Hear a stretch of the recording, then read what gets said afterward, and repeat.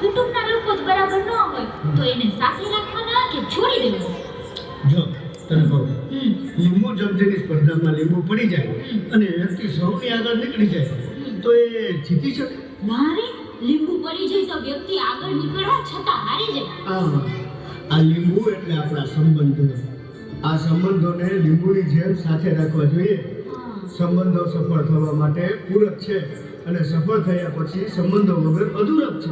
વાહ, તો ક્યાં ક્યાં સંબંધો સંભાળવા જોઈએ? પ્રથમ સંબંધ માતા પિતા અને ભાઈ બહેન, બીજો પતિ પત્ની, ત્રીજો ગુરુ શિષ્ય, ચોથો મિત્ર, પાંચમો પ્રકૃતિ, છઠ્ઠો રાષ્ટ્ર અને સાતમો સંબંધ ભગવાન સાથેનો.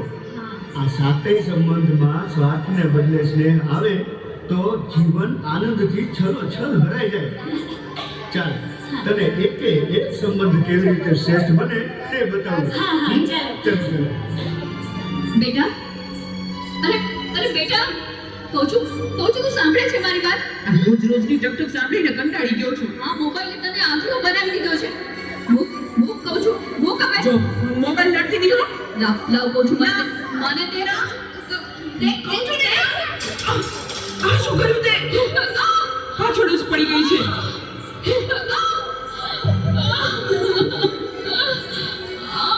બોલાવતી નહીં હવે મને. હે ભગવાન, શું કરું મારે આનું? કંઈ સમજાતું નથી. આજે ઘરે ઘરે સમસ્યા છે. મોબાઈલે માતા પિતા પ્રત્યેનો ભાવ સૌ ખલાસ કરી નાખ્યો છે. અરે શેઠ સાહેબ, તમે અમારા ઘરે? તો મને ઓળખે છે? મારા મમ્મી તમારે ત્યાં ઘરકામ કરે છે. એ સુશીલા એન્ડ કંપનીના માલિક છે. તમને તો આખું શહેર ઓળખે છે. તને ખબર છે બેટા સુશીલા કોણ છે અને હું આ સુશીલા કંપનીનો માલિક કેમ બન્યો? ના. તો સાંભળ. અતિશય સાધારણ કુટુંબમાં મારો જન્મ થયો.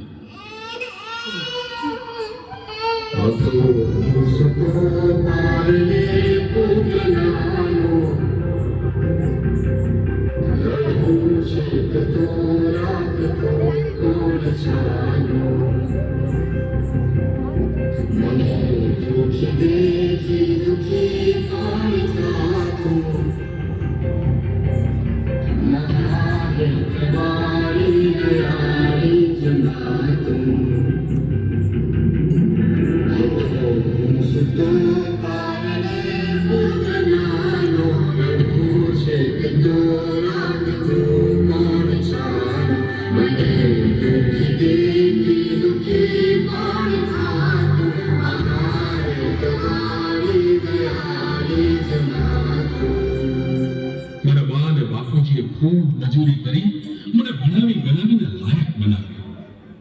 હું ખૂબ પૈસા કમાવા લાગ્યો. લગ્ન પછી જુદો રહેવા લાગ્યો અને મા બાપને ભૂલું થયું. પણ કુદરતે મને થપાટ મારી. મારી બંને કિડની ફેલ થઈ. મારી પત્નીએ આ વાત સાંભળીને ડિવોર્સ લીધા. પણ મારી માએ જ્યારે આ વાત સાંભળીને ત્યારે ગાંડી ગેલી થઈને દોડતી મારી પાસે આવી. અરે દીકરા એમાં શું પૂછાઈ ગયું? હું છું ને તારી બા. હું જીવું છું ને ત્યાં સુધી તને કંઈ નહીં થાય દીકરા. અરે ભગવાને મને તારા માટે જ તો આ 2 કિડની આપી છે. ડોક્ટર સાહેબ, તમે મારી આ 2 કિડની કાઢી લ્યો. પણ મારા દીકરાને કંઈ ન થવું જોઈએ સાહેબ. કંઈ ન થવું જોઈએ.